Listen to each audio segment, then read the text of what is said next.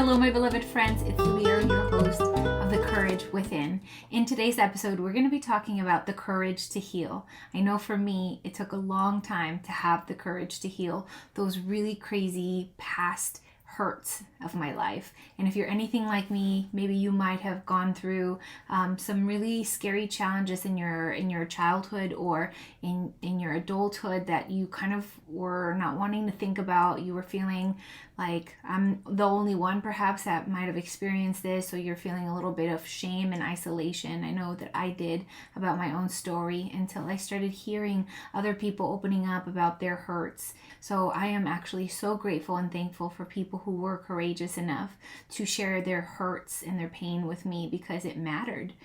Me being able to step into healing was one of the most incredible things in my life. In this episode, I want to start off this podcast with my testimony and with the reason why I'm even able to stand before you and speak. And that is that Jesus got a hold of my shame. Jesus got a hold of my past. He got a hold of my pain, and he gave me a new life. He gave me a new meaning to my pain. He gave me the ability to think of my pain as something that was going to build something inside of me and to help others and myself even more so than I could possibly imagine. God had to reframe what pain looked like in my past and in my present. God had to reframe what I thought about myself in the midst of all this trauma. I grew up in a very volatile home. My parents did the best that they could with what they knew, but they grew up in very violent homes with lots of abuse, lots of addiction. So did their very best that they could. However, some things that I experienced in childhood were very abusive behaviors, very addictive. My dad was an alcoholic my entire life. My mom wasn't an alcoholic, and then she became codependent to pills because she had so much trauma in her life that she went to a therapist at that time, and they gave her pills that she became codependent to, and then that began her addiction to pills. And I've had a plethora of things that have happened to me that have been really scary things that have really rattled with my identity and with my worth and with my capacity to be able to think clear. My brain was riddled with PTSD. I had social anxiety and depression. I couldn't come out of my house without feeling this absolute anxious energy that almost stopped me in my tracks a lot of the times from even going outside of my house. And here I am, a different person before you. And I know that if God can change me, God can change you. I want to share my story so that I can hopefully give you hope that wherever you are at, whatever your story is, that it doesn't have to stay the same. Your past is something you can't change. But your future with God is something you can impact and something you can develop character for that will guide you and give you hope for many years to come. I know for me, not having a vision of my future, not feeling hopefulness, gave me a lot of depression because I thought, man, I can't change the past. I can't change myself, and I couldn't change myself, but I gave my faith and my belief in God. And that was one of the scariest things I've ever done in my life. Giving over my skeptic mind and my atheist belief system to Jesus was literally one of the hardest things I had to do. I really had to be very courageous to step into faith because, man, I had been betrayed by my dad. I had been betrayed by my mom. I'd been betrayed by every person that I knew, and I did not know how to trust anybody. I didn't even know how to trust myself. The cool part about Jesus is he doesn't need us to do anything. He needs our need. That's all he needs. So if you have need today, if there is need in your heart, if there's brokenness that you are ashamed of, I want you to understand that God isn't ashamed of you. He doesn't see you as a project to take care of, or he doesn't see you as a victim. He sees you as a beloved son and daughter. and he sees you as someone that he chose to give his one and only son to come and live a perfect life for you and me, and to take away all of the shame and condemnation that belonged to you and me. He bore it on the cross. The Bible says, in this world you will have trouble, but take heart, in me is your peace, and I have overcome the world. God is saying, not only are you going to have trouble in this life, you are. There is no guarantee of an easy life at all. But Jesus is our peace. Jesus is our peace, and God has overcome the world. So there's three aspects. Yes, this world is broken and hurtful, and there's people that might betray you or have already betrayed you. Maybe you're walking around today with a lot of hurt, and you're thinking to yourself, I don't know, Libier, if I can come alongside with you and really feel like I am going to be capable of healing. And I want you to know that maybe you aren't. You might not be capable of healing yourself, but God is capable of healing you. Whatever work he began in you, he is going to be faithful to complete it. God is a God of restoration, and that is his love language. His love language is to love us into a new being, to love us into a new action. I used to think that God wanted my obedience before he could have me. I grew up in a Catholic house, and it was more of a cultural Catholic home than anything. It was like, okay, somebody was born, let's go baptize them, okay? Let's sprinkle a little water on them and say, hey, you're baptized. God is bigger than our time frame in a journey of faith. You know, who am I to judge your journey of faith when I took so long in mine? There is no judgment of where you're at. But for me, I grew up in a home that believed that God was going to smite you if you did bad things, and that you had to come to God good before he could love you. That is the message I received. Maybe that wasn't the message that was being given to me, but that's what I received in my heart, and I was petrified of God. Like, I legit thought, like, if God is really real, that's it. He's like, he's gonna get me.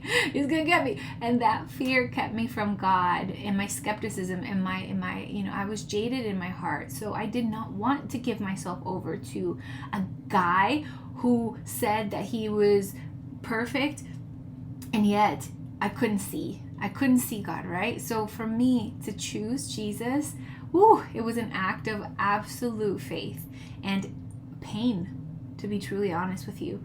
I felt pain to come to Christ because I knew that I would not be able to stay the same. Do you feel me? I knew that I had to come against all this hurt and pain that I had been distracting myself from with addiction, with pornography, with shopping addictions, with cutting myself, with bulimia. So many self-deprecating things were coming out of me trying to distract from my hurt. So I was hurting myself to not hurt. To me, that seems so odd. And now that I look back on the little girl that I used to be and the way that I used to cope, oh my gosh, like I feel so sad for her, because now I'm like, baby girl, there's a different way. There's a different way. You don't have to hurt yourself to stop feeling the shame that you feel, to stop feeling the fear that you feel, the feelings of abandonment and rejection that you feel, the feelings of, will anybody actually really care about me if they truly knew who I am and what I've done and what has been done to me? Listen, my past hurt took so much courage for me to heal from, because I had so much trauma happen to me. I was abused as a child sexually. I was abused emotionally. I was raped on my 6th birthday at my brother's wedding by a man that I still cannot put 2 and 2 together. I still do not have memories of that person. And it took me a really long time to come to the terms that I was raped at 6 years old, but I couldn't remember who it was, and I still can't. My hope with sharing my story with you isn't for you to, I hope that you're not triggered, and I hope that you're not affected in it in a negative way, that it would allow you to be present to your hurt and pain. I want you to know that there was a lot of hurt for me to say yes to healing too. And the healing, guess what?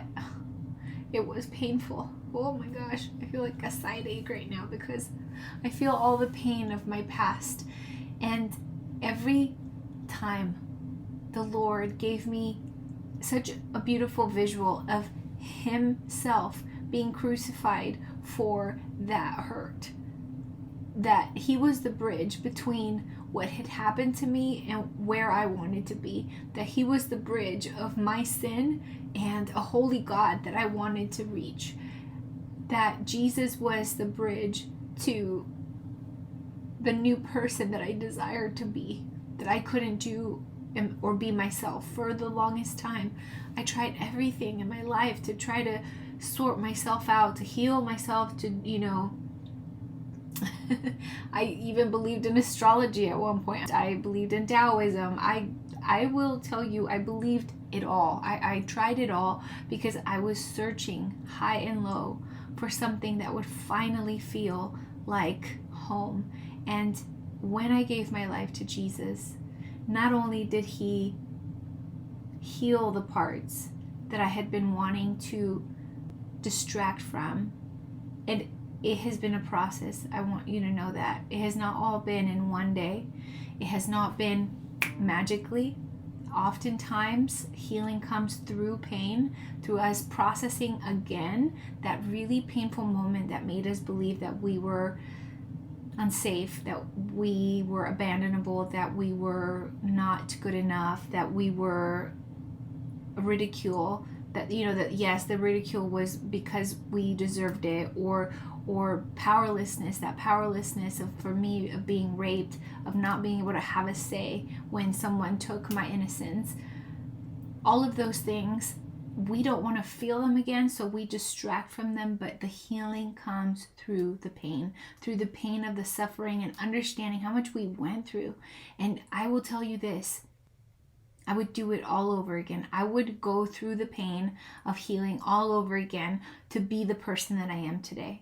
I feel so much freedom over my story. And yes, I'm getting choked up right now because I think this is a new level of intimacy for you and I, because I haven't come on here and really tell my story. I have shared parts, but not fully myself with you. And I feel a little nervous, right? So I think that there is a part of me that I feel compassion toward myself. I'm not crying because I'm sad about my story.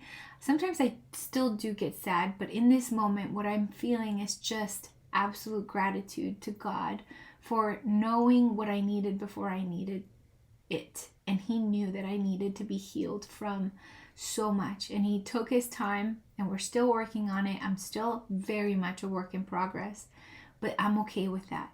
And you, my friend, you saying yes and being courageous to healing is going to not only transform your life, but the life of those around you. Healing inspires healing.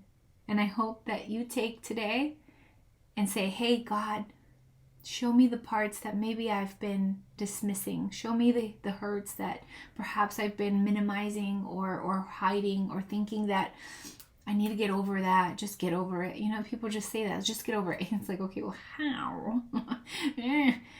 You get over something by going through it. You write it out. You pray it out. You seek a counselor. You seek a therapist. You seek a really, really, really trusted, beloved friend that will be a vault to you. Or you seek journaling out what you're feeling. Healing is possible.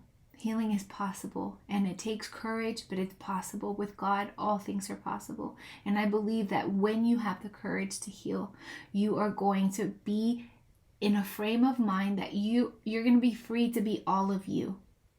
The parts of you that have been afraid that maybe you are too flawed to ... those will go away, because Jesus accepts you in your pain. He comes at you in your mess. And He doesn't leave you like that, but He sure doesn't rub your nose in what you have done or what others have done to you. He is a kind Father who understands your pain. And if you allow Him, He will heal you and show you who you are in Him. I'm going to say a prayer for you to close out this podcast. Thank you so much for listening today. I so appreciate you being here. I truly hope this show encourages you to have the courage within, to do life in a way that is different. This culture says, forget about it. Don't feel. Be happy. Happy is not the goal. Happy is not the goal of this life. And if you're searching for happy, that's going to be a hard road, because happiness is not the culmination of the human experience. We have all of the emotions that God has given us to navigate life. And it's a life that is well lived. And half of the time you're going to be feeling miserable. Half of the time you're going to be feeling great. We have feelings for a reason. I believe without a shadow of a doubt, if you give yourself the courage and the space to heal old wounds, to heal what things that have hurt you and things that people have done to betray you or harm you, if you sit in your pain, you are going to learn so much about yourself. And when you learn about yourself, there is less that we need from others. There is a freedom that comes with healing through the pain. And I really hope that you take the time to do that. Even when it hurts, understand that God is in your hurt. He will never push you to the point of no return. He will be your catch. In God, you can trust. I love you so much. I'm going to say a prayer for you.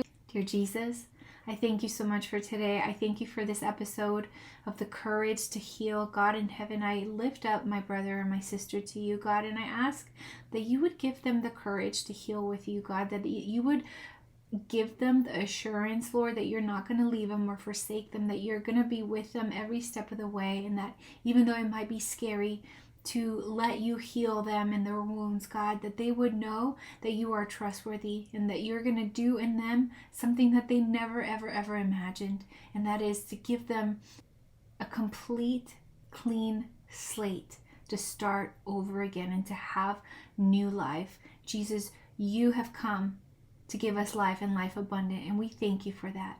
We praise you and we thank you. It's in your precious and holy name I pray, Jesus. Amen. Just as a little reminder, I do have my new book, The Butterfly Key, out on Amazon right now. I made 3 versions, actually, a paperback, a hardback, and an ebook copy. You can also think about buying the parent handbook that coincides with the book. It's a guide to help you and your teenager go through the book. Just in case you have a teenager or you know of a teen girl in your life, The Butterfly Key is a book I just released December 11th. It is a discovery book with Bible studies, activities, affirmations, and all of the wisdom I wish I had as a young girl. And it is an illustrated piece that has so many illustrations to help prove my point of why journaling and why seeking to have Jesus and yourself as your best friend is going to change your life forever. I hope you pick up a copy. I'll link it down below for you. All right, beloved friend, that is it for today's podcast. I hope that you enjoyed this, and I hope that if you loved it, that you share it with someone that you care about. I'll talk to you next week. God willing. Adios. This has been a Libier podcast, a production of Libier.com. Some of the products and services mentioned are paid promotions. Any advice should be confirmed with a qualified professional on all matters. The opinions and ideas are for entertainment purposes only and belong to the Libier trademark. All rights reserved.